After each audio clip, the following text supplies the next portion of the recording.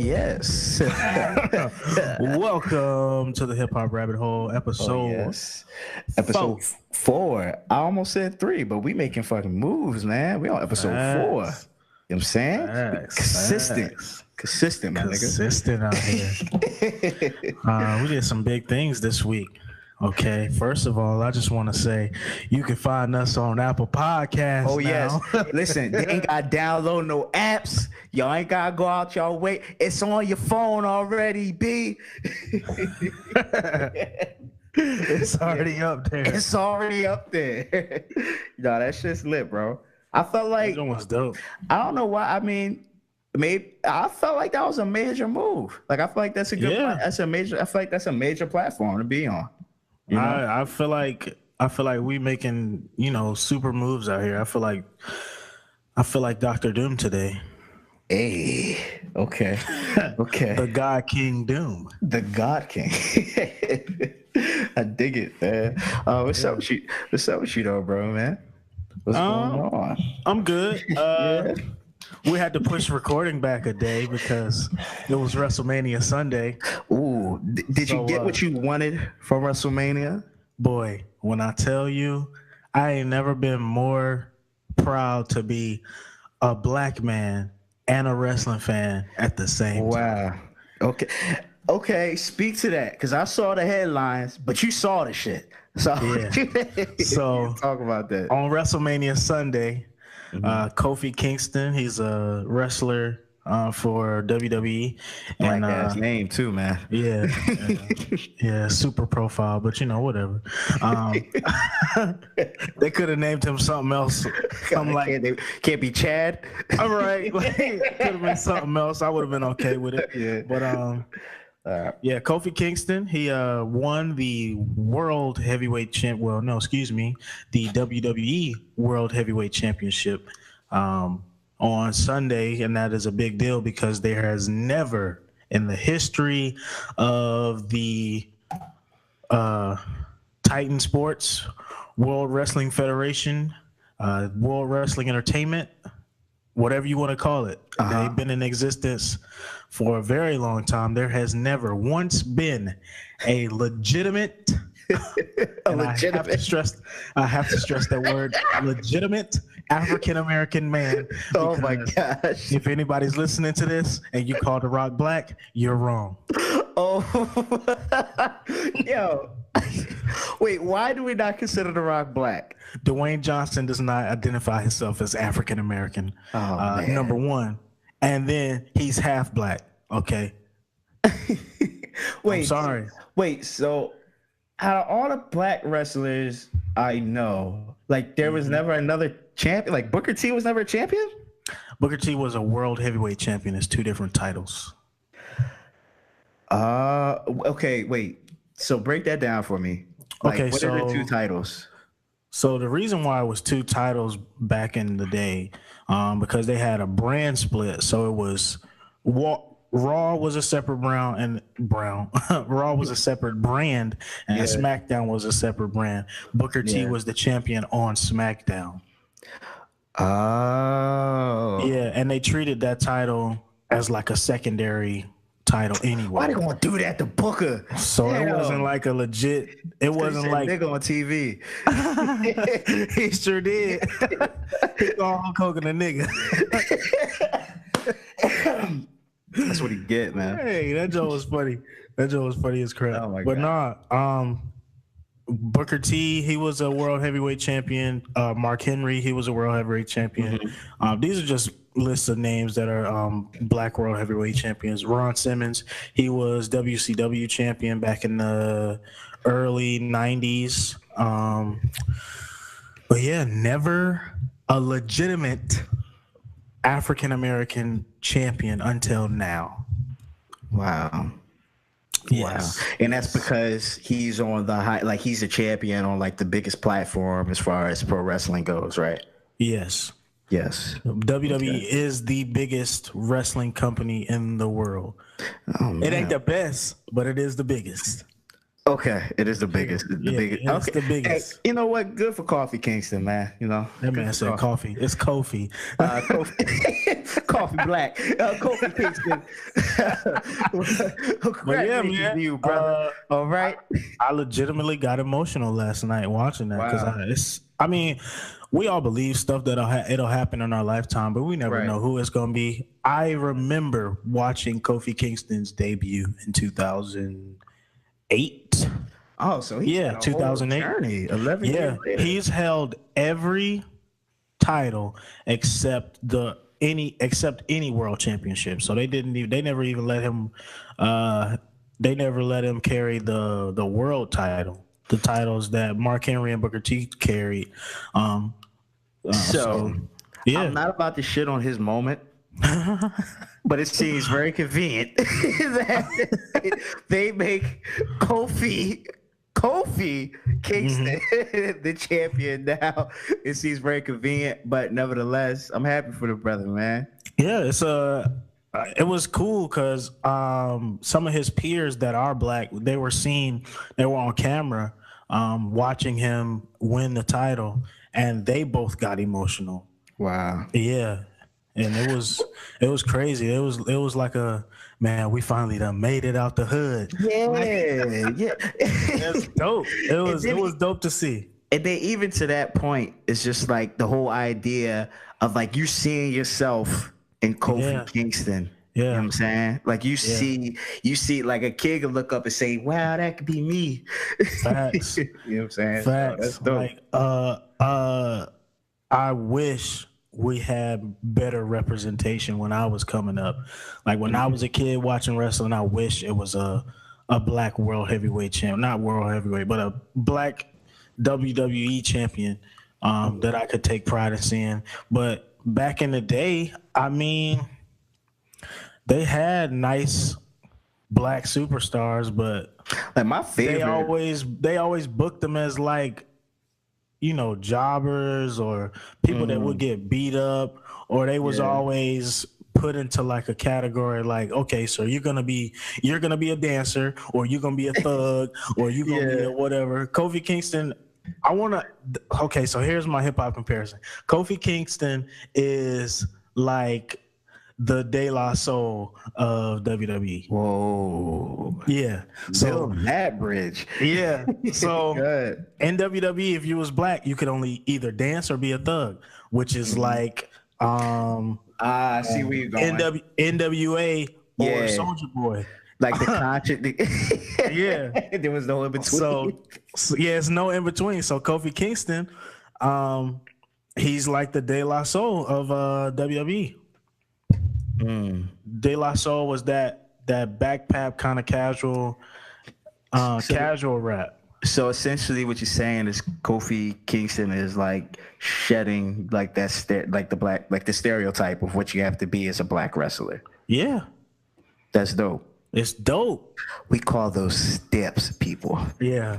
Here at the Hip Hop Rabbit Hole, we take the steps. Oh shit, that's dope though, man. Yeah, I would never in my life have I been more proud in a wrestling moment as a black man. Yeah. It was amazing. And so congratulations to Kofi Kingston, the new WWE World Heavyweight Champion. Yeah, that's lit, man. Yeah, WrestleMania weekend was amazing, starting on Friday, ending tomorrow when we push this out on Tuesday. Yeah. So WrestleMania weekend will be officially over on Tuesday, and then my life can go back to back to normal. Yeah. Back to life. That is dope, man. Yo, but speaking of like shedding stereotypes, I saw Us this weekend. Okay. Yeah. I finally saw it. I was a bit confused at the ending because I was looking too deep into it. Fair enough. But nah, I thought it was good. And like you talked about shedding like the black stereotype, you know, with Winston Duke's character as the father. Yes. You know, because I've been like, I've been reading like since I actually saw the movie. Now I've been kind of reading what people had to say about the movie, um, and like, yeah, I think that Kingston or Winston Duke. She keeps saying Kingston, Winston Duke. I feel like he definitely, to what a lot of people are saying, like shedded the black stereotype of what like the black dad has to be in the movie. Right. Right. You know, he was seeing that, you know, he was strong, but he had weak moments, you know, and he kind of fell in the background while Lupita took the lead most of the movie, you know. Yeah. And now you see that I guess she took the lead because she knew what was going on, since she was very aware. She was very aware of what was coming. She knew what was coming. Like all that freaking out and anxiety she had in the movie because she exactly. She knew what she did. Straight in his basement. He said, "Don't say nothing." And you could tell that in the dialogue too. So when they were when the tethered first arrived at the house, Winston Duke's character, he was like, you know, what y'all want my car, y'all want my money. And then Lupita's character, she was like, they don't want none of that, because she already knew what was up. Yeah. Oh yeah. They're not interested in none of that. They're here to kill and take our spots.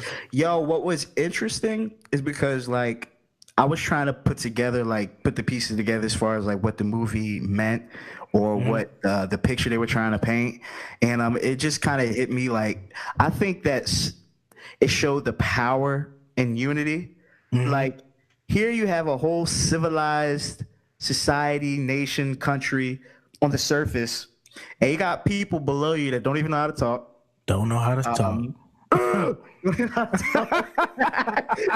listen, that was the movie, people. Those were the strange noises.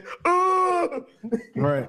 Let me stop. Hey, and no spoiler warning too, because if the movie been out for almost a month. Oh, come on. So, yeah, it's been 2 weeks. If you ain't seen it, you short. Sorry. Just don't watch or Google it or listen to anything that might be talking about it if you so. But whatever. Yeah, we saw it. But I think it really highlighted like the power of unity, bro. Like, like they were all different races, and like it wasn't just black people down, you know, as the tethered down on the below the surface. Like they were all races of people, and I think it goes to show like the power and just like recognizing the humanity, even though they were out here killing people. But they put on a demonstration, and they were successful because they were united. You know. They were successful because they were united. Here, while we're on the surface, we got all this splendor, but we divided like a motherfucker up here. Divided. Yeah, man, it's crazy. The way the tethered of the family, like their friends, the way they just came through and just decimated the whole house in under 5 seconds. That junk tripped me out. Yo, I was looking at that and like, because Lupita and them was just kind of chilling. I can't guess because she knew how to talk. She wanted to really paint the picture of why they're doing what they're doing. Yeah. But that white family got right to it. That's another thing you could analyze from an analytical standpoint. Like white people, let me just call it what it is. When they want to kill, like they kind of just go for it and they attack the whole room. When African Americans or black people, when we attack, we want you to know exactly why, and we're not gonna go for like everybody else. We're coming for one particular person. We're coming for one particular group. We're not, you know, we're gonna explain it to you, and then we'll act. But I mean, white people, they kind of just shoot in an empty room. Yeah, and like, you know, whatever hit. Yeah, it's wild. You're like, that's crazy. I didn't even realize that Jordan Peele painted that picture. Like, no, it was just like, listen, we're gonna kill you, but we want you to know why. All right. Exactly. We're going to tell this like a Morgan Freeman story. We love Morgan Freeman. We love Morgan Freeman. Yeah, man. Listen, Shawshank Redemption. But yeah, it's like, nah, we want you to understand. It's almost like I think Jordan Peele was, you know, hinting at like a heightened morality that exists within us. You know what I'm saying? a heightened morality. Even when you're about to do some immoral stuff, there's still stuff like, I guess, some heightened morality that goes with. I mean, and immoral, I mean by just killing. But yeah, overall, I think it was a good movie, man. I think it was a good movie.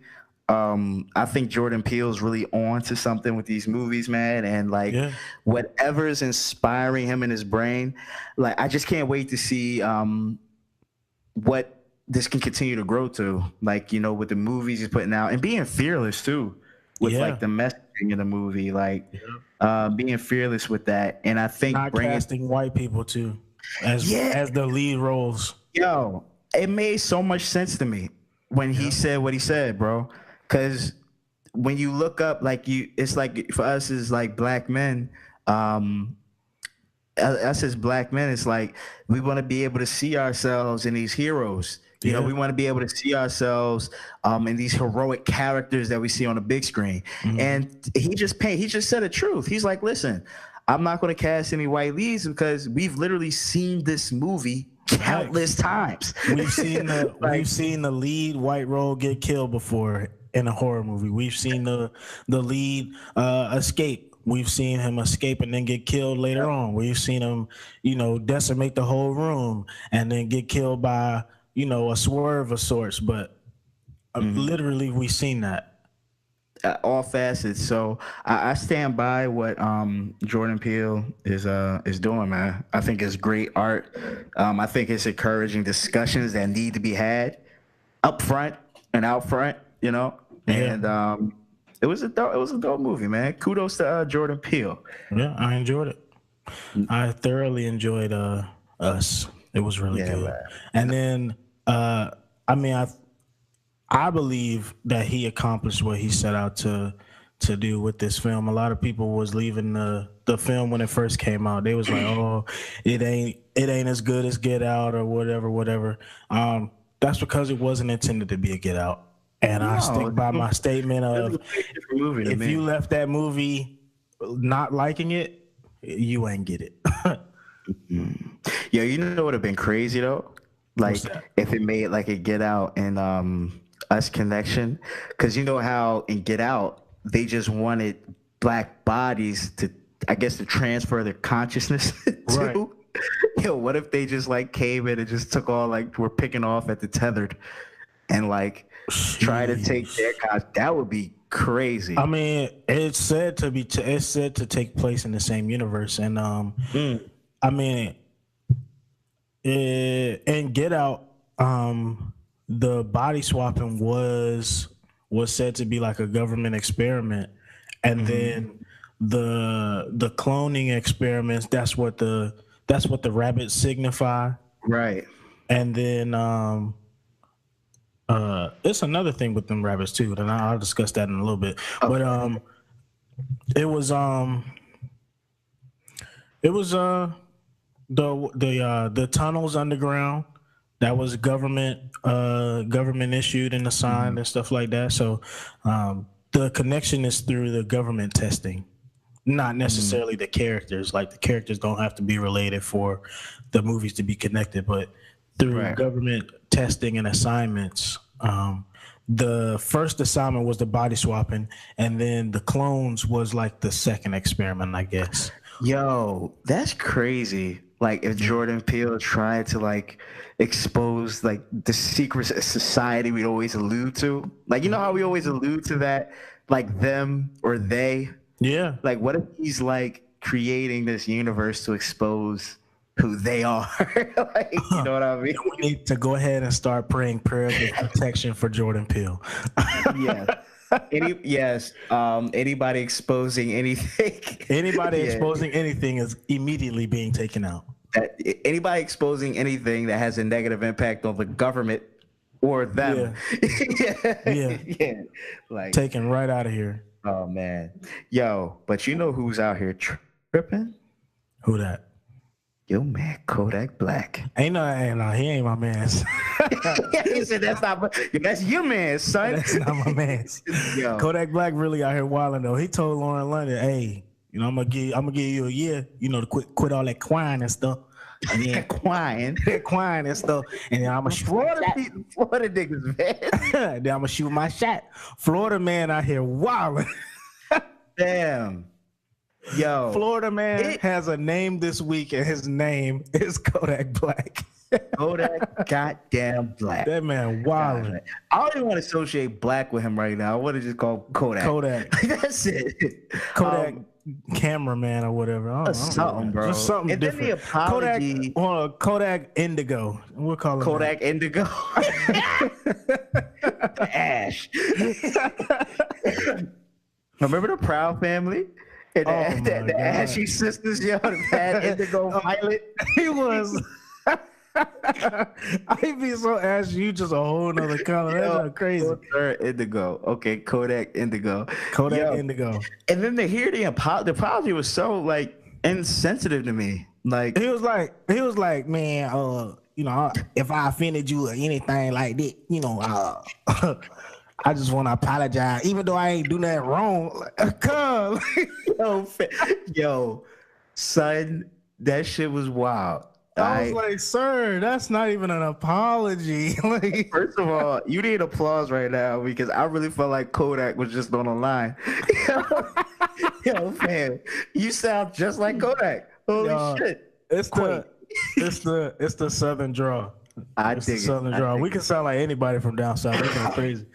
I dig it. But like, I think with Kodak, it brings apart like a bigger problem to me.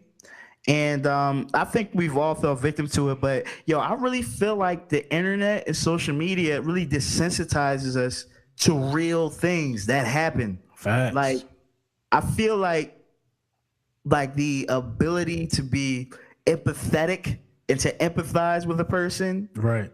Is like, I feel like that is being taken away from. We're becoming more and more less human, and we're not even realizing it. Bro, like, human life is, defined as sympathy and empathy, period. Yeah. And when you see somebody die on the internet in a viral video, like that person's really dead. That person is dead. Like when you see somebody get terribly hurt on a video, like it might be like a bunch of likes and shares, but no, that's a person that's really feeling pain, man. Yeah. Like or no pain at all. Like they're dead. Yeah. No. But it's like, yo, I really feel like the internet is just taking away from empathy, from people being empathetic. And like, I was having a conversation with my roommate about this, and like, networks or whatever were trying to pull like the New Zealand shooting. They were trying to pull that from the internet, but people kept sharing it. And it was just like, fam, like people are hurting right now because of this. Like that was somebody's mother, brother, sister, father, friend, cousin, auntie, uncle. And like, it's real. Yeah. You know what I'm saying? But I really feel like the internet and social media really desensitizes us to all this shit, man. I really feel like it does. And also, Big Boy and a couple LA radio broadcasters, they're pulling Kodak's music from their station. Yeah, they're not playing his music no more. Way to cancel yourself, Kodak Indigo. Kodak Black. Kodak Indigo. I hope you're not playing my music no more, cop. Yeah. Kodak, how do you really feel? I feel like I feel like I won't really wrong or nothing like that. I would just tell her, I was gonna shoot my shot. When she kind of like got over, Nipsey or whatever. I really feel like I ain't do nothing wrong though. Kodak, you don't feel like that was too soon? I mean, looking back, it might have been a little. I can't get into it, bro. I'm losing it. I can't do it, bro. I am losing it. Oh my gosh. Kodak Indigo really out here in these streets wilding. He got everybody mad. He got T.I. mad. That joint's crazy. You know who's not pulling his music though? Who that? Ebro in the goddamn morning. What? Yo, and I read what he Are you said. serious? Yo, he was I'm surprised. Listen, because he was on some type time. He was like, oh no. Now y'all want to hit me up and want me to pull Kodak music. You know what I'm saying? Well, all of y'all came at my neck when I came at his neck for his sexual harassment case and all that stuff. So I'm gonna play his music with y'all select morality. Wow. I'm gonna play this music. Wow. Yo, you're really just the annoying old head. I'm surprised. Yo. I just knew his music was gone from my Hot 97. I love your consciousness, Ebro, because I oftentimes like the black centered stuff and the black conscious stuff you put on but all this other shit, man. Oh geez. Wow. It's like, I just knew his music was gone from Hot 97. yeah, That's I mean, crazy, I thought that would have he petty. I'm just gonna leave it up since y'all mad. You know what I'm saying? After I tried to pull his music. But y'all went to jump on my back. Facts. Like Fucking Rosenberg. Oh man. Yo, but I got another I'm upset with somebody else too, man. What up, Cardi B? Yes. Tell your husband to sit down somewhere. Oh my God. Yeah. Offset was out of pocket for that. You know, and granted, he did come back. I got to give him credit for coming back and trying to clean it up. But it's only after people pointed out your error, son. Okay? Like, muddied the waters already. When you say things like that, like, you got to keep those people in the forefront of your mind. Yeah. You know what I'm saying? Like, you shitted on not even just the recents of, like, Nicki Minaj and Lil' Kim. Rhapsody. Like, Rhapsody by far to me, I think is the best female rapper. Rhapsody right now. That A-list power. Jackie Hill Perry.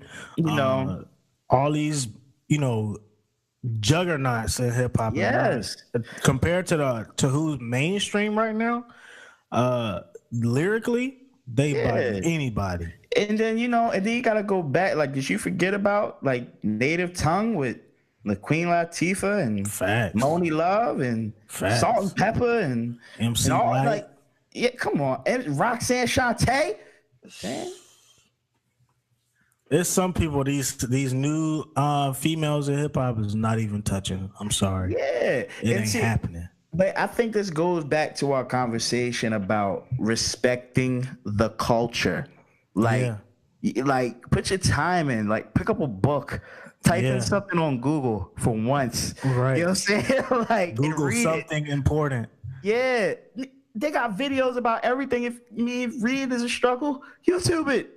Like, there's so many ways to get these facts out here, son. Reading isn't even a problem anymore because you can read along with the if you got an iPhone, you can highlight the text and have it speak to you and you can read along. Fam, that's great. Maybe that's how R. Kelly's been able to send out all these texts. I don't know. Oh, let me not bring R. Kelly is wild. Hog tie. No, we ain't gonna do that. Hog tie. Yeah. I don't even know hog tie. How you doing, hog tie? All right. But yeah, man. So that's another person I'm upset with, Offset and Cardi B. Cardi B is slowly falling on my shit list. She's getting on my shit list. She needs to hire a PR team. Or get some consulting from Jimmy Jones and something. She needs something. I know that. Yeah, Jim Jones is launching a consulting firm for rappers and young rappers. They teach them the game, how to navigate. Yeah, Jimmy. I don't know how I feel about that. I wonder what 50 Cent feels about this. He probably about to block the whole thing. Goddamn Jimmy. I mean, I think it could be cool though. I think the intent is cool. Do you think you can execute? Anybody can execute anything they want these days. Yeah. It really just depends on if it's it's literally a market for every single thing in this world. Literally a market for anything. Right. So I feel like if it's in God's divine plan for him to create whatever he wants, then it'll happen. Yeah. Jim Jones. I like Jim Jones' album that came out with in the summer. I didn't even listen. Well, but I mean, it was just drug rap. That's not to kill his push or anything like that. But I just didn't care for it. I dig it. I like the song. I'm not a Jim Jones guy, honestly. I'll listen for podcast purposes, but yeah. I don't think I'll be listening to it casually. But I think that's the beautiful thing about the hip hop culture, bro, is that like there's something out there for everybody. For the most literally. If you don't like Jim Jones, there's somebody else. You're saying like that's the beauty of hip hop now. It's the way it's grown. The way it's grown. Yeah, man. So what you been listening to this week, bro? I'm glad you bring that up because I just opened my my Apple Music app. We got that chemistry, man. Yeah. So my heavy rotation for the week has been Kendrick Lamar's "Damn." Yes. I listened to Sherelle's "High Priority," and that is a classic 1985 album with the special.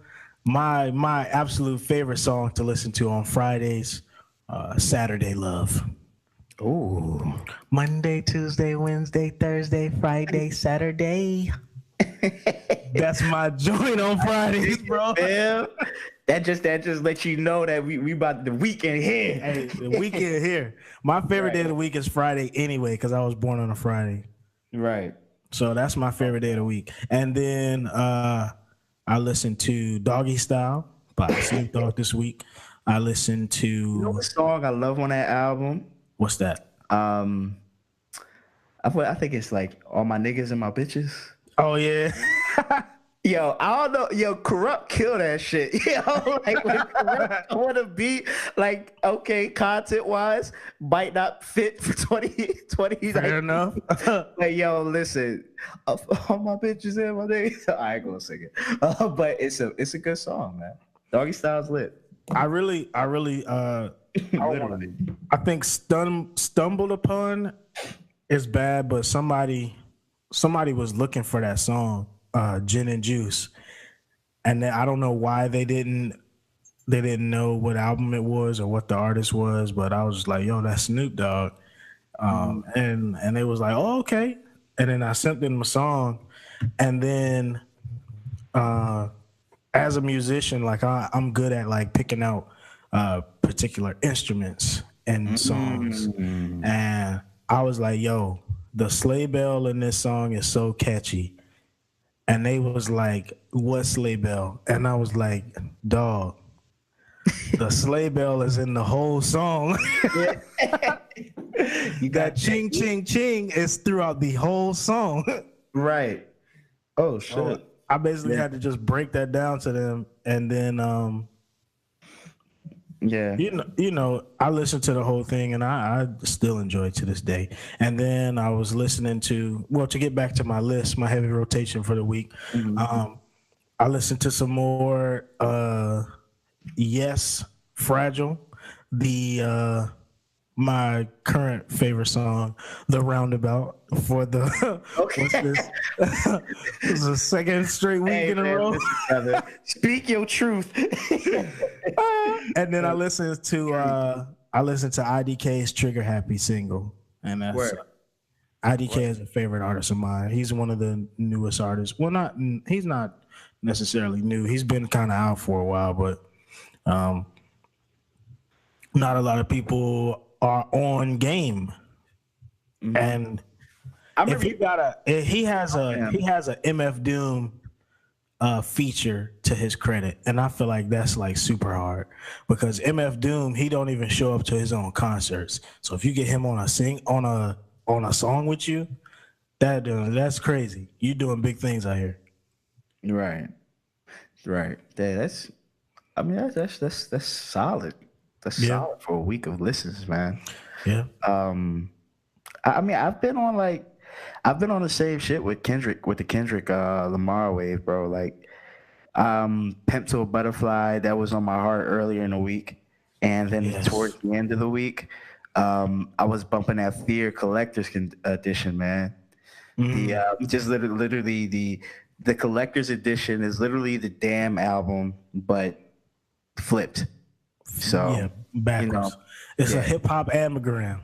Hip-hop anagram, people, which we discussed off air, and I quickly told Reg, nigga, I don't know what no anagram is. What is that? I was like, yo, it's like an anagram. Joe was like, yo, fam, what is that? I did not waste no time. You know what I'm saying? I'm not the guy to try to act like he know. I did not know. For the listeners that don't know what an anagram is the spelling of a word in a design, and if you flip the word upside down, it can either spell a different word or the same word again. Right. So, and what we discussed is that Damn is like a different album, like structurally, conceptually, when you flip the tracks like that. Yeah. Because when I listened to Damn, it seemed like, you know, like somebody from the hood that's raw and then coming into their spirituality or their consciousness, you know. And then when you do the Collector's Edition, it's like the opposite of that. The opposite direction. And I have a theory on why Kendrick was trying to paint that picture. Because if you listen to the song Fear, you know, he has somebody speaking over the track, and he kind of gets into, like, you know, talking about it. It actually gets into, you're talking about his cousin. Yeah, he gets into like this Hebrew. My cousin Carl Duckworth said, "Know my worth."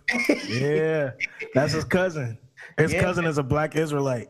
Yeah, he's a Hebrew Israelite, and you know, I think Kendrick might be too.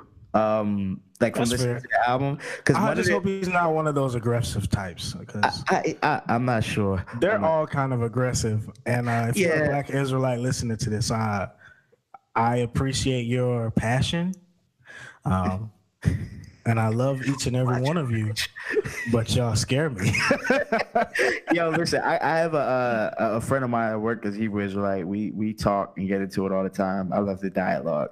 But because their whole their center of their doctrine is that, like, you know, blacks, like he said in the song Fear, that, you know, Black people, Native Americans, and Mexicans are all cursed. Yeah, they're all cursed people because they fell away from God's commandment. So, and thinking about that, and then thinking about Duckworth, I think he's literally painting the picture of what that looks like. I think he's trying to do that. Like, if you come into your consciousness and your real spirituality, you end at Duckworth. But then when you stray away from it, you start at Duckworth, and then you end. I can't remember first. The blood, yeah, blood, death. You know, like you go back to that. Like I got, at least that's what I gather from it. You know, and thinking about why he would, you know, release it that way. You know, but that's fair. That was my little take on that. And then I love that album. It's great. And one thing, like, I think I've talked to you about, I love music or a hip hop that has that element of soul to it. Oh yes, like Kendrick is so soulful, man. Very. Like, he's so soulful. I love him when he sings too. Like, yeah, when he just like has those like little. This one got me like. That was terrible. I hope I didn't hurt anybody's ears. But yeah, I love it though. Like the little falsetto and stuff like that. Like, you know, I love that stuff. And then just to speak to that, I was also listening to Mos Def this weekend. Mos Def, bro, I listened to the new Danger. He is one of the most versatile rappers, or just artists, I think, in general. Like, because literally that new Danger album, he literally went through the gambit of like every genre, like whether it was the Black Jack Johnson, his rock band, and playing rock, there was elements of like blues in there, classical soft rock, and then not to mention he was being lyrical on that. He was rapping on it too, and I think he just really painted the picture like that. This art and this sound that people hear now, it comes from us. It always came from us. Yeah, we have Don't the ever heart. be confused. Don't ever be confused. And then not only does it come Country from is us, country is just a derivative of blues music. come on, Chuck Berry, Muddy Waters, you know. Yeah, I'm Alan just saying, like, yeah, man. all this music stuff come from us. Yeah, man. Little Walter, you know, all of them, man. You know, and like I was just listening to Mos Def, man, the New Danger, and then Black on Both Sides, of course. My Umi said, "Shine your light on the world." I Like, come love on. that song. Get down, like, like he's just. I Miss think Fat Booty, Speed Law. man, Miss Fat Booty, you gotta enjoy that story. You know what I'm saying? He tried this big game. She was acting like she was fronting, wasn't trying to hear it. They came back with it. You know what I'm saying? Like, Dang, Brooklyn is on that joint. Mr. Nigga with Q-Tip is on that jump. Mathematics. this song, and I love odes to hip hop. That's why I used to love her is one of my favorite songs of all time. But the song on there, Love, Love and I-B. Yes. Love, he was talking about how he fell in love with hip hop, riding under the street lights. The second track, Hip Hop, is one of my favorite songs, period. Mm-hmm. That joint is lovely. Like, I love that song. Yeah, man. And then it's like the song itself is long as crap. yeah, how long is it? Like 7 minutes? The song is like 3 minutes, but it feels like it goes like if you play it from Fear, what is it? Fear Not of Man into hip hop. This man must die. Yes, that junk is mad long. Yeah.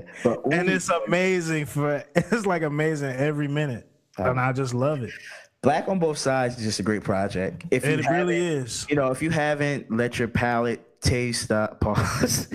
If you Wow. I'm done with this pause game, bro. I'm gonna say what I gotta say. If you haven't let your palate taste Mos Def, then taste them now, people, okay? And don't let what we mentioned stop you. Just those couple of albums, because my favorite Mos Def album is the Ecstatic. The Ecstatic, yeah, with the Malcolm X sample and Super Magic, all the way to track 15, History with Talib. That junk is amazing. I was bumping a little Black Star this weekend too. Yeah, I was really thinking about listening to like a lot of Talib this week because I seen a clip on Facebook and I was like, yo, Talib got the bars. Yo, listen. Yeah, I mean, I'm not like, I know Black Star, of course, and the popular songs, but I gotta spend some more time in Talib Kweli's like catalog. Yeah, I remember the summer of 2011, Talib dropped Gutter Rainbows. That project is amazing. I gotta get on it. It is amazing. I enjoyed every single song on there. And he dropped when I was in high school, he did a bunch of stuff with High Tech over the summer. He dropped a mixtape with and that's how I got put on to J. Cole, because of that mixtape that he put out. He did a mixtape with High Tech, and he had what's the song? Just Begun. Okay. With Electronica, J. Cole, Mos Def. The fact that because I hadn't heard a Mos Def feature in a long time before I had heard that song, Just Begun.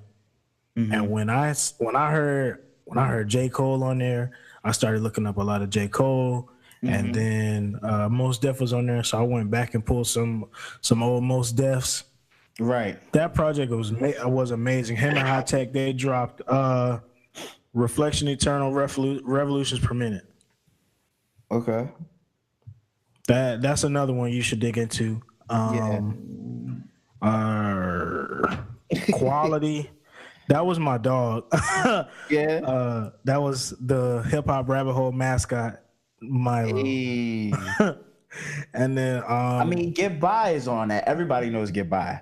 Yeah, Get By is on Quality. Yeah, everybody knows Get By. Prisoner of Consciousness, that's 2013. Okay, I'm literally Prisoner of Conscience, excuse me.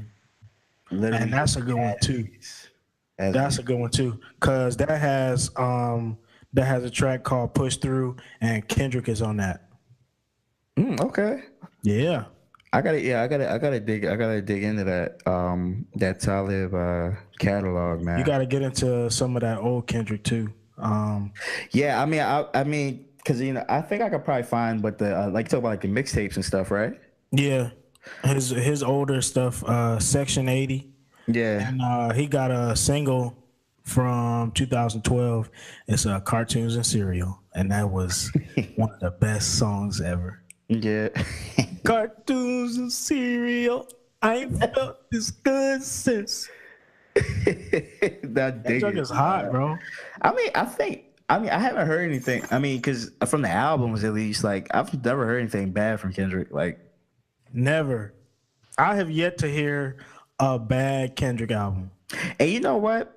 We could probably attribute this to Thanos, man. We could probably attribute this to Jay-Z. Facts. Why?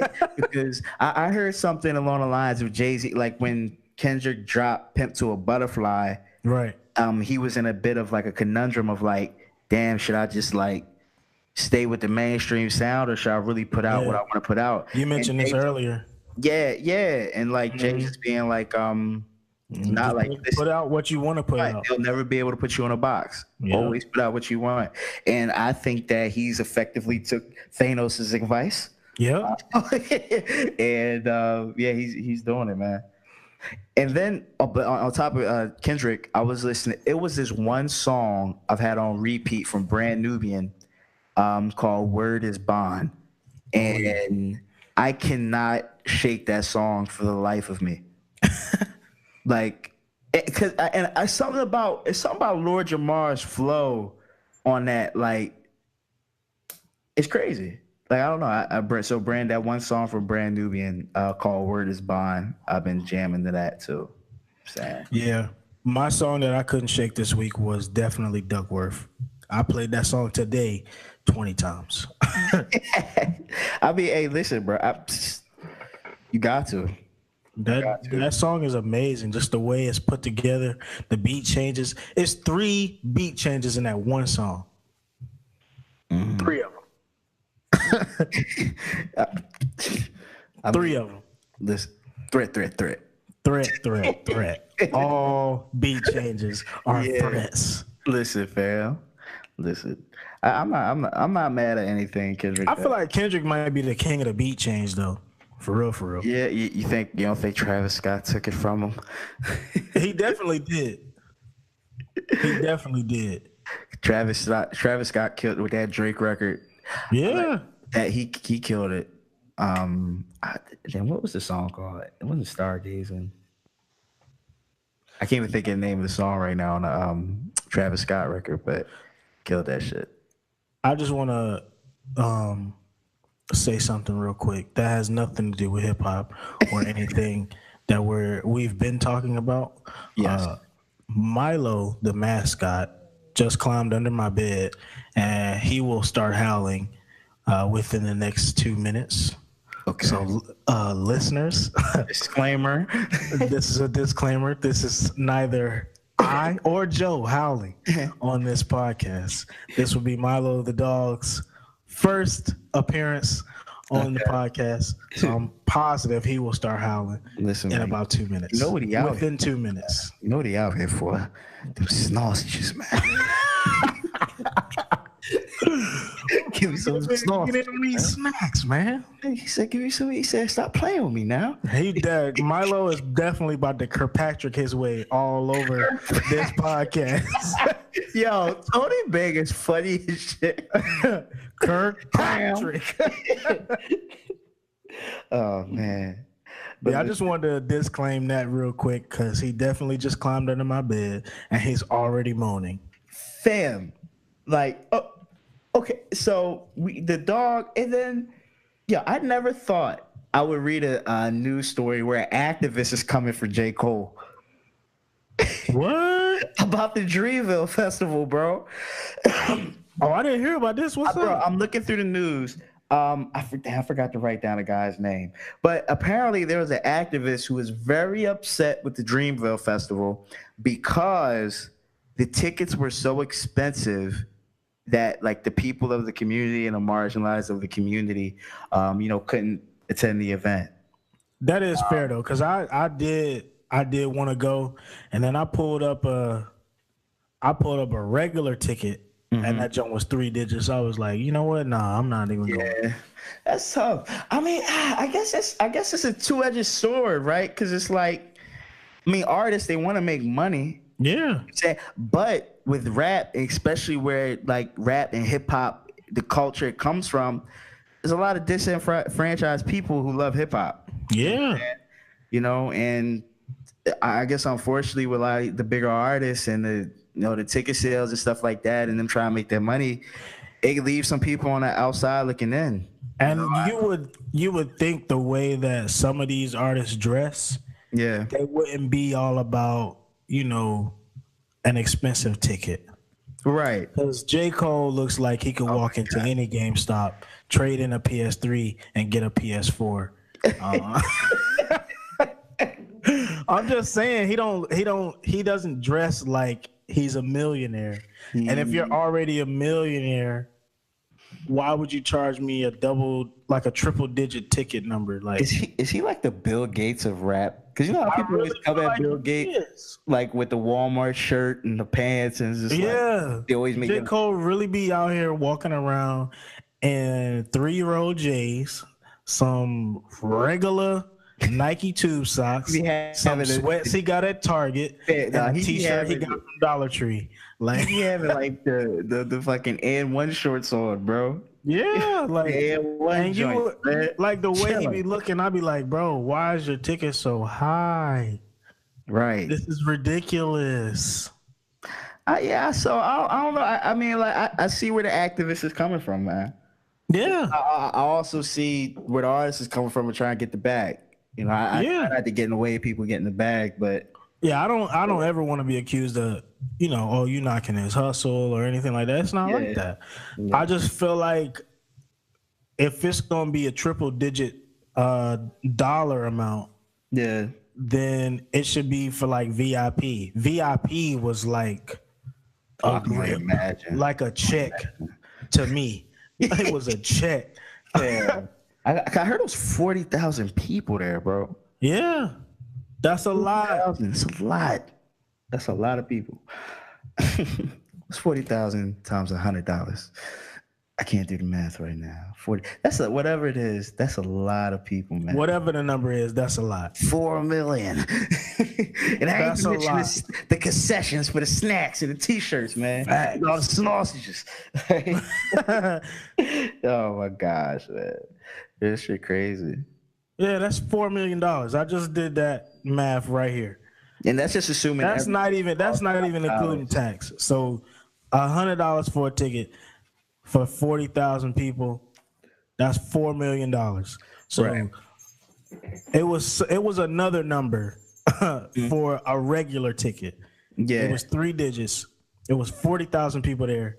Yeah. I'm sure they walked away with a double-digit $4 million number. But one thing though, like I guess depending on how you do the festivals and stuff like that, like when you do things like that, it usually does, help the surrounding economy, because you have visitors coming, people from out of town, they're going local and buying things and pouring money into the economy, but so there are good things that come out of these festivals, especially if they employ people that work, employ people that live in the areas, that work the event.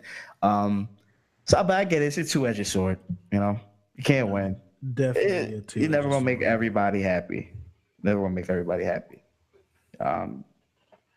Yeah. But did you hear about Suicide Squad 2?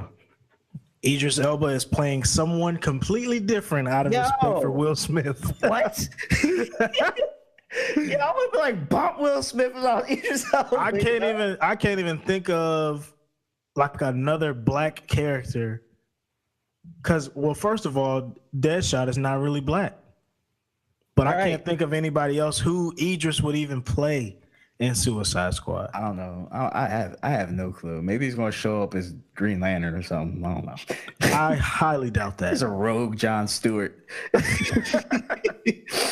The rogue. Not even a rogue, though, because sometimes in Suicide Squad, we see like a big hero team with Suicide Squad.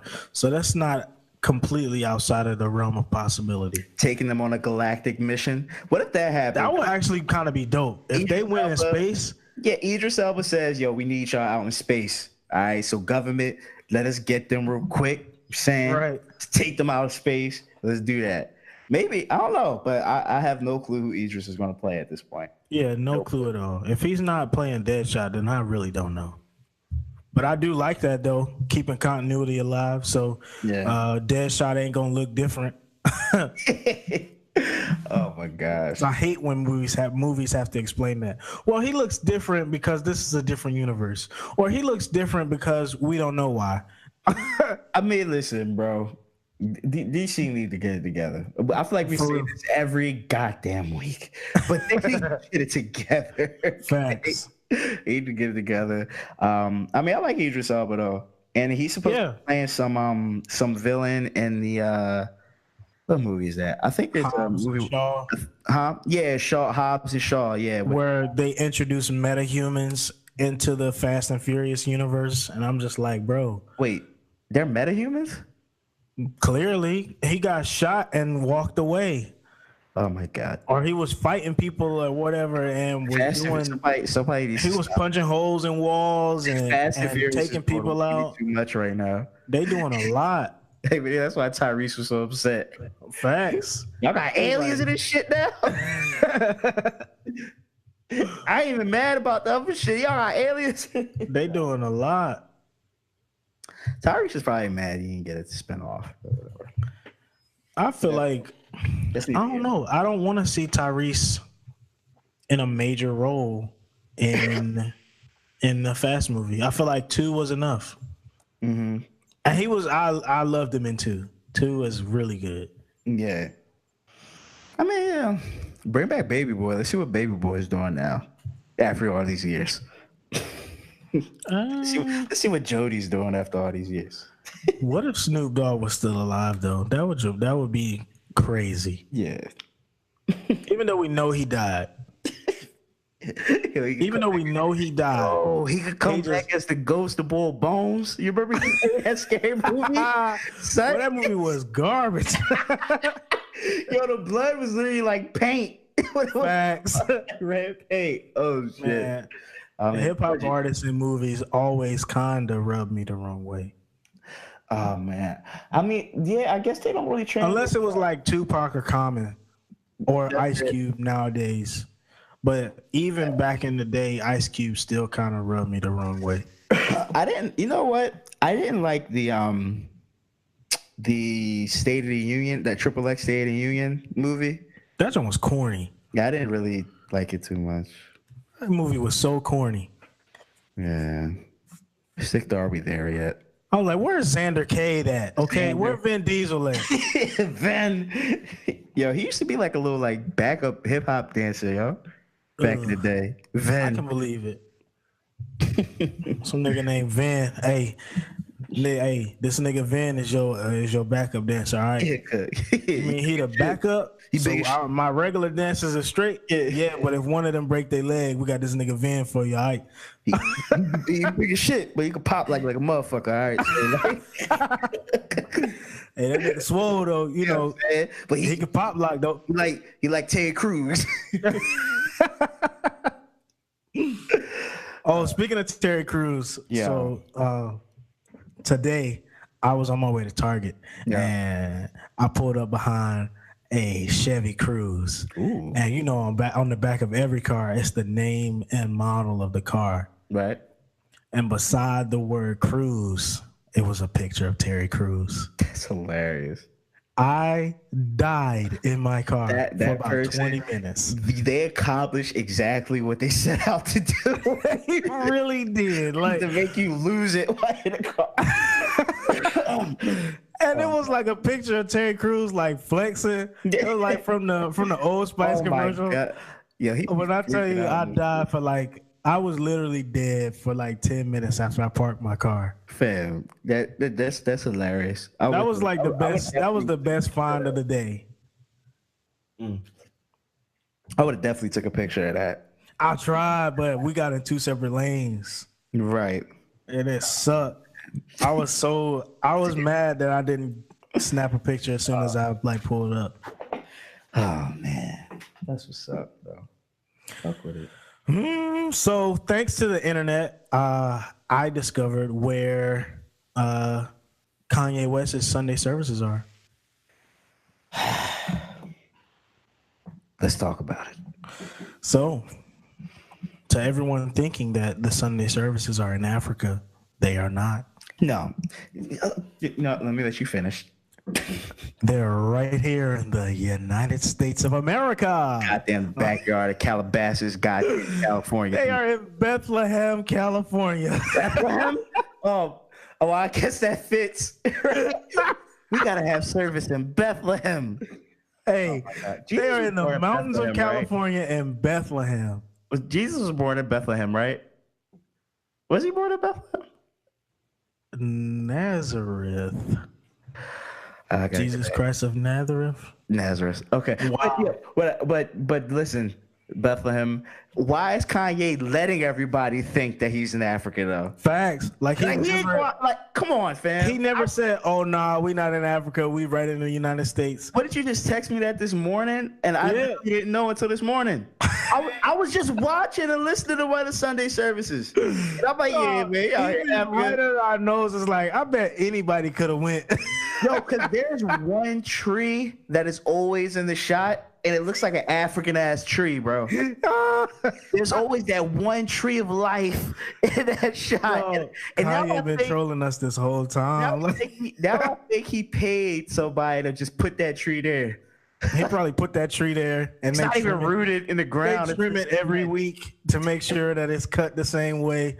So we feel like all of this is like just one shot. I'm out here thinking that Kanye's out here renewing himself at the motherland. He's right in his backyard. Hey, right in his backyard. And then speaking of Ye, bro, I heard that there was a record that had dropped.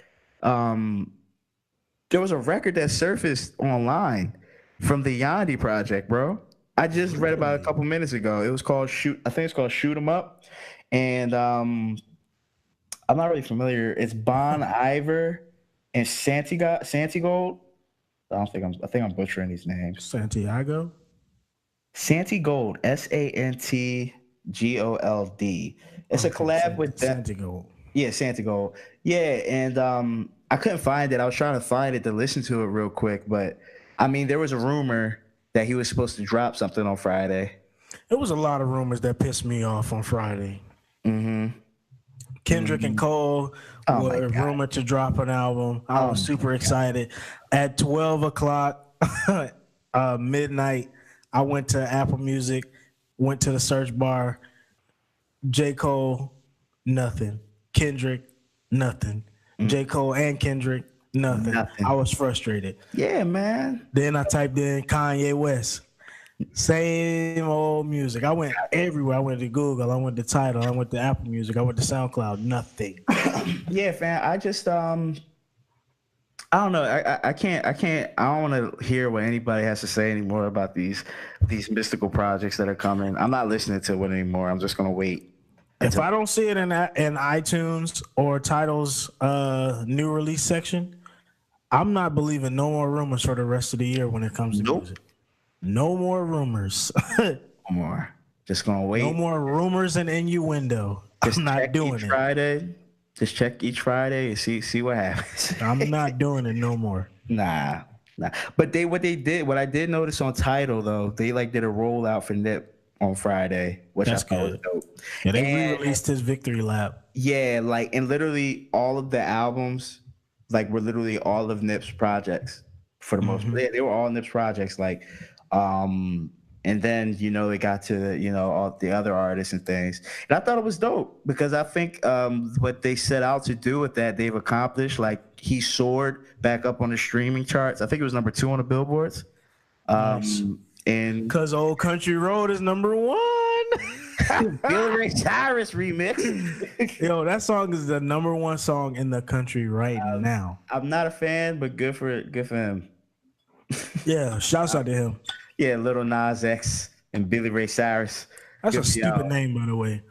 Little Nas X. Yeah. Yeah. I mean, like I said, his music's not really my taste. When we think about hip hop names, that's a stupid name. Lil, not little. Lil. Oh, he got it. Lil Nas X. Put some respect on that man. Lil Nas X. I cannot stand that Lil in front of anybody's name. Oh my God. Lil Wayne. And then he has some heart to go out there with the Nas thing, man. Exactly. Because what if you call yourself Lil Nas X and then this Old Country Road is trash? Now how you feel? If I'm Nas, I'm fighting. Man, you heard about that whack ass country song when Nas put out? Goddamn Nasir. No, for real. When you mentioned that on the pod last week, when you was like Lil Nas X, and then you did the country accent, I was like, "Yo, Nas got a country record out." Rap. I was so perturbed. I was like, why is Nas releasing country music? Like, stay in your lane, Nas. You're 40 plus. You've been doing hip hop for years. Why would you even do that? That album with Swizz, man. What you doing out here with country music? I was like, yo, what are you doing, man? You wilding out here. Stay in your lane. Man. But I mean, good for him, though. And I think it's another thing, too, is just like but it just speaks to, I think we talked about it when we brought up Nas X last time, but hip hop just so big, bro. It's literally touching everything. Huge. Can't do nothing about it. Can't do nothing with it. And speaking of hip hop, fam, I cracked open this book called The Anthology of Rap. I finally cracked it open, man. Yep. And I tell you, this book is really about to give me the insight and deep dive into the culture of hip hop that I really think I'm yearning for right now. Because one thing it expressed in there was that, hip hop and rap aren't necessarily the same thing. Very true. Like, and what it painted the picture of, like, hip hop is the culture. It's like the umbrella that everything falls under. And rap is the art. Exact. And rap is the art. Rap is the poetic expression of hip hop. And like, just like those types of things that I'm reading and the picture is painting in my mind, like, I feel like, I don't know, man. I'm excited about like this journey of like really exploring the culture, the soul, the spirit of hip hop, man. Yeah. Cause it's crazy. It's amazing out here. It's amazing. It's an amazing platform, culture, experience. Like when you really fall in love with hip hop, like you'll know what we're talking about. Exactly. Like you'll understand. Like it becomes like it takes on a life for you. You know what I'm saying? It can guide you, teach you lessons. Like I said, there were some lessons in hip hop that I've gotten that I haven't really gotten from anywhere else. I mean, don't get me wrong, like I've had a very positive upbringing and things like that, but like just like entrepreneurialism and self-empowerment, self-determination. You know what I'm saying? Like I'm not a businessman, I'm a businessman. Like, but like it's like it's just hip hop. All in all, is just lit. That's why we do what we do, Reg. You're right. You're very true. I knew that I loved hip hop when like I just couldn't, give it up.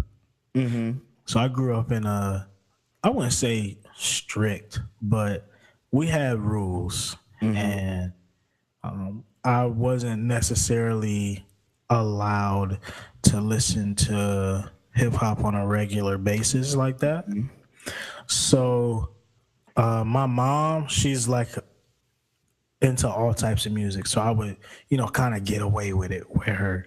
And then my dad, he only listened to Mr. Wendell by Arrested Development, and that's it. That's as far as he would go. Yeah. Because my dad is a pastor. Yeah. And my mom was the first lady. So she would kind of dip in and dip out on certain hip hop songs. Like I remember the first album that she got so we could listen to it together was Kanye West's Late Registration. And, really? Yeah. That's dope. That's dope, Mom Davis. Yeah, that's the first album that we listened to together from start to finish. And after we listened to it from start to finish, she would only play like one or two songs in the whole album. But when she wasn't in the car, like if she went into the store, I would just play the whole thing. Yeah. And then when she would come back, I would just go back to the tracks that we would play.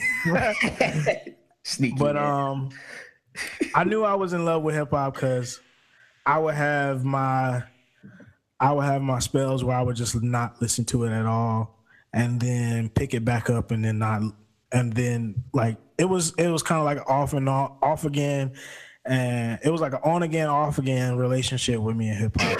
And I want to say when I went to the 12th grade. Yeah, it was my senior year of high school, and I met my history teacher. He was Mr. Ernest Allman, and shouts out to him if he's listening. But yeah, I met him my junior year.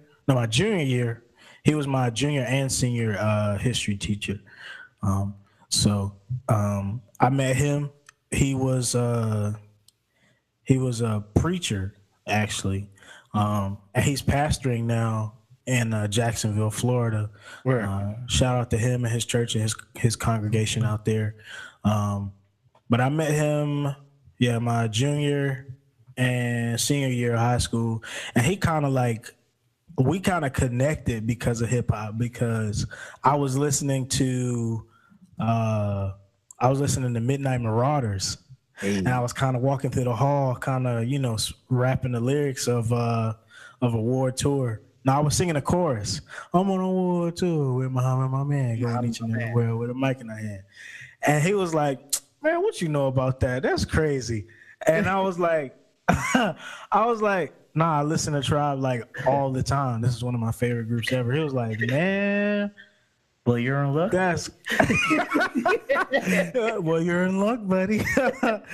So we connected there, and from then, we all I want to say because of the relationship established because of hip hop, I was able to pass his class because we had a connection through hip hop.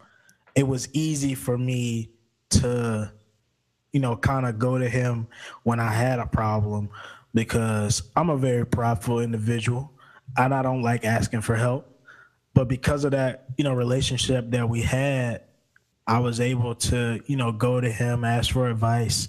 And then after homework was done, we pull out them MP3 players and get that thing running. Yo, that's wild, G. It's amazing. And he was a rapper himself. He sent me a link to his mixtape and all of that. Yo. And he was a pastor, so we connected on so many levels, because he grew up in church, I grew up in church.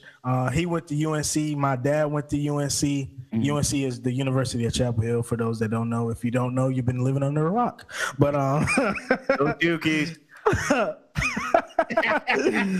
But so we connected on so many different levels. It was crazy. And then we connected even stronger through hip hop. And I still hit him up to this day. And he's he let me know that it's okay to be in church and be saved, and still live for God and still enjoy hip hop. Yeah. And to this day, I'll never forget him for that. That's dope. That's one of the best. Like through his example, he let me know that it's okay to like what you like and still, live for God, as long as it's not compromising your relationship with God. Yeah. Then it's okay. That's dope, man. And I appreciate him for that. So shout out to Mr. Ernest Allman. Okay.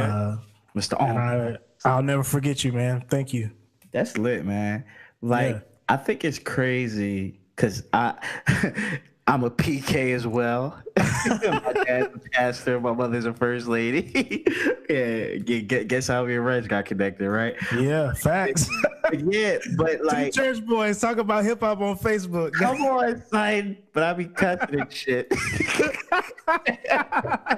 But I think that story is crazy because like with me, because I think that was dope that your mother was like like showing you some hip hop and stuff like that, and y'all were able to connect on that because, like in the house I grew up, nobody. And that was because I would like sneak and listen to it. Word. Because I knew it wasn't allowed, but I still kind of like my cousins is what started, my infatuation with hip hop culture, like because my cousin, he would listen. My cousins, him, his brothers, and his sisters, they would all listen to hip hop too, and they would kind of get into it and vibe or whatever. And I was like, I was the little church boy, like, no, we're not supposed to listen to that. We're supposed to listen to gospel music. And they would just be like, boy, they would be like, man, boy, shut up and listen. Just shut up. Right. So I was forced to listen. So, I mean, I just ended up, where I'm at because of those factors at play. And I appreciate that. So the reason why my mom bought the album and we listened to it together was because she didn't want me to sneak and listen to it. She wanted to control. She wanted to put some controls in the environment. Some filters. Yeah. Excel. But yeah, I was gonna say like, cause I wasn't same experience. Wasn't allowed to listen to a lot of stuff. Wasn't allowed to watch a lot of stuff. In the house, and so a lot of what I came up on, obviously gospel, but like my sister, she would listen to like neo soul and R&B, and so I would get a lot of that from her. But my dad put me on to like jazz, so I'm kind of thankful things happen the way they happen because that's actually the same with my dad too. My dad put me on a lot of jazz. Like you want to see a pastor dance, man, put on some like Miles Davis or like John Coltrane, and then don't let like Ray Charles start singing or something, man. I will never forget. I witnessed my dad. He was painting something, and he was painting in our living room or something, and Hit the Road Jack was playing, and I've never seen this man twist like that in my life. Like his twist was lethal, son. That's nuts. Hit him with the twist. But yeah, man, it was dope, and I'm thankful for that because I think it expanded my palette early. Yeah, where I'm able to enjoy most genres of music. If it's good music, like it'll connect with me, resonate with me. So I think that's where a lot of like when I talk about like soul, that element of soul and hip hop, because that's just like a representation of how I came up. And like as far as like falling in love with it, I think it happened in my freshman year of college, sitting in a dorm when I decided I wanted to memorize this song called Communism on Common's, I think it was his second studio album, Resurrection. It was definitely on Resurrection. And I memorized that. And I think at that point, I was just like, yeah, I like hip hop. There's nothing you can do about it. There's nothing you can do about it. Still pretty much know the song to this day. But yeah, man, hip hop has changed my life. Hip hop has taught me lessons. Hip hop is great. Hip hop has us doing what we really wanted to do, like this podcast. Yeah. Matter of fact, not only did you and the pastor become cool over Tribe, fam, we became cool over Tribe. Facts. Right? Facts. It was the anniversary of what was the anniversary? It was the anniversary of one of the albums. But we were just going back and forth with the songs, quoting song titles and lyrics on Facebook. Well, I think she's at where Bonita Applebum, man. I think she at El Segundo, like something Yeah. like that. We was talking, bro. Yeah, I heard she was on an award tour. It was dope, man. That's how we connected and got cool. That joint is crazy. Yeah, man. Through this wonderful culture we call hip hop. It's amazing. Yeah, man. It's amazing, dog. It's amazing, son. I love it. Yeah, you was right. Communism is on Resurrection. It's on Resurrection, right? Yeah, that's his second album. Yeah, second studio album. Yeah, I used to love his on that too. Yeah. I quickly, after Communism, I quickly went and just Googled the lyrics of I Used to Love Her. I know that song like the back of my hand. Like, I say the first hip hop song I ever memorized was Award Tour. Especially Phife Dawg's verse.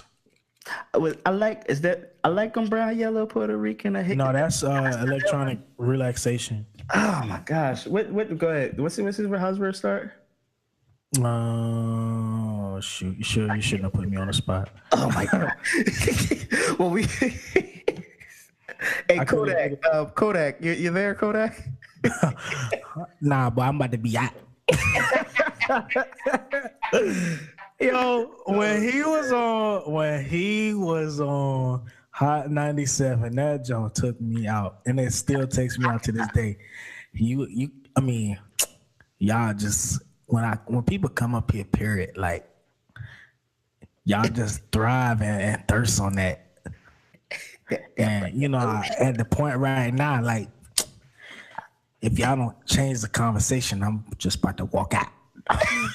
Walk out. When he said that joint, I died. And Ebro was like, it's over there. You don't tell me what to talk about on my show. I was like, shit, y'all wild. You gotta fight somebody in the studio, son. It got so aggressive. Oh my gosh, Ebro. But damn, man. But yeah, we love hip hop, bro. We really love this shit. I absolutely love it. Yeah, fam. And I had something else that I wanted to talk about before I didn't have anything else. I mean, I had some written down here about Dame Dash trying to make a comeback. Oh geez, what he talking about? As what does he call himself? He's calling himself Billy the something in the music. I can't remember what name he's on. Anything Billy, unless it ends in Cyrus or Joel, I don't want to hear it. But he's trying to get back into the music, but he's launching his streaming service called Dame Dash Studios, deprogramming. Is his straight to DVD movies going to be on there? Oh my god, man! Because it's a lot. I don't know, but it's supposed to. Well, I think it's actually kind of cool because like one of the things he's doing on there, because he also has like the fashion thing going on too. Yeah. Like there's going to be this cool feature called like Watch and Shop.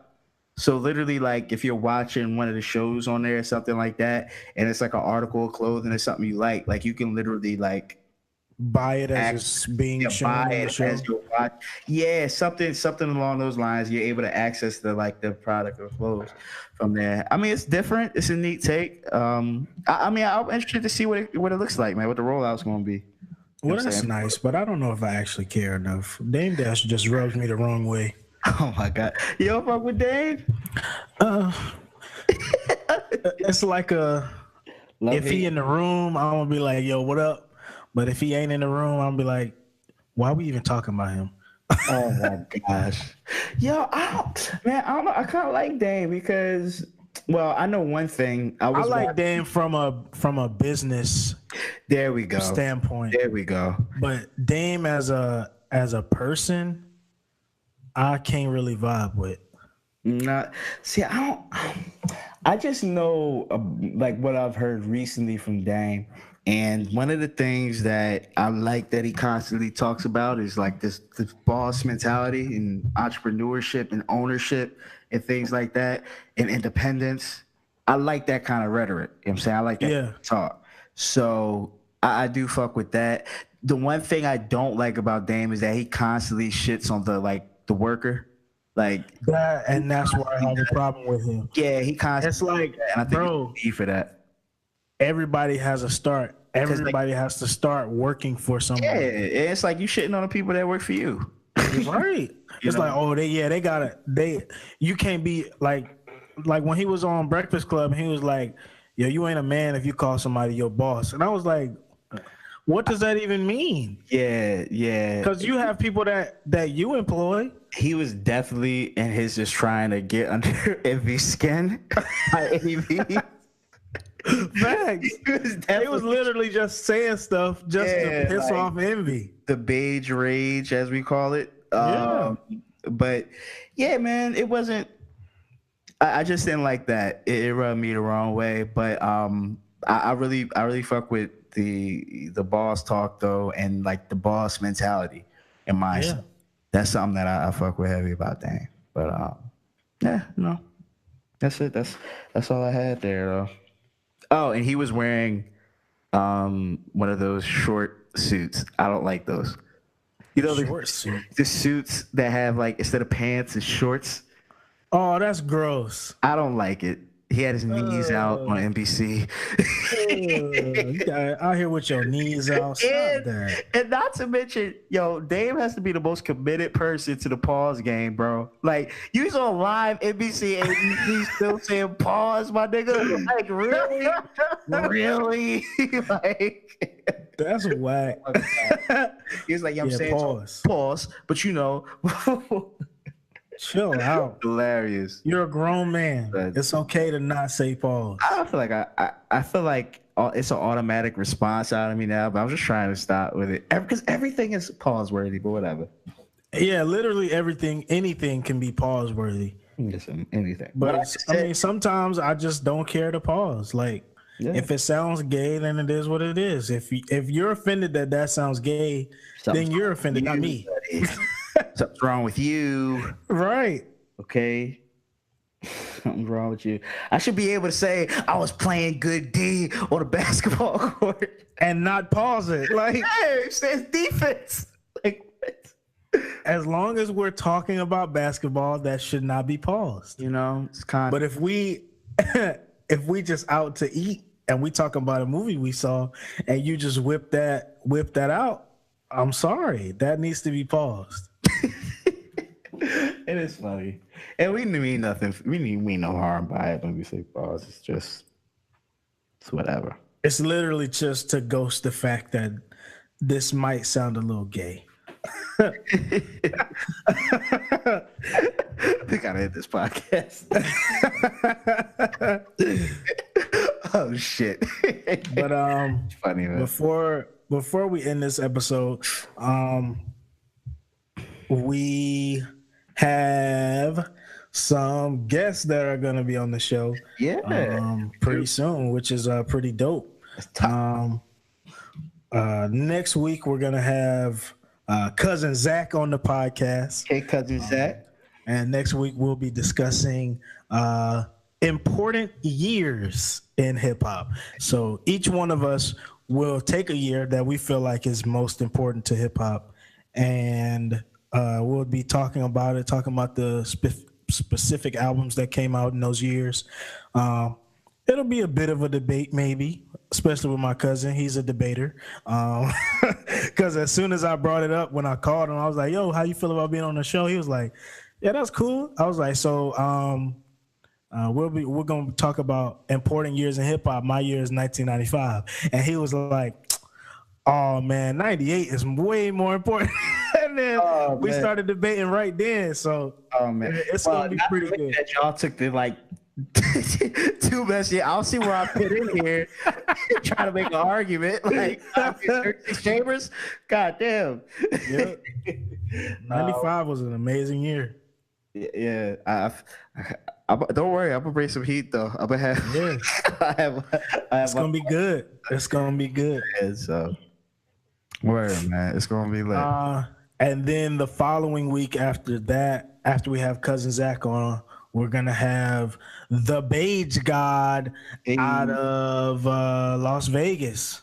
Right. And he's probably gonna kill me because I don't know his actual name. The name on his on his iTunes is completely different from his Instagram name. Yeah. Only because I don't know, I kind of mess with Beige God. You like that? You like that? I like Beige God a lot. So if his rap name was Beige God, I'd be like, sheesh, this Beige God kind of hot. Yeah, man. but his name is Shahan. Is that how you? And I don't even want to say it wrong. SHAHAN. Shahan. Yeah. Shan.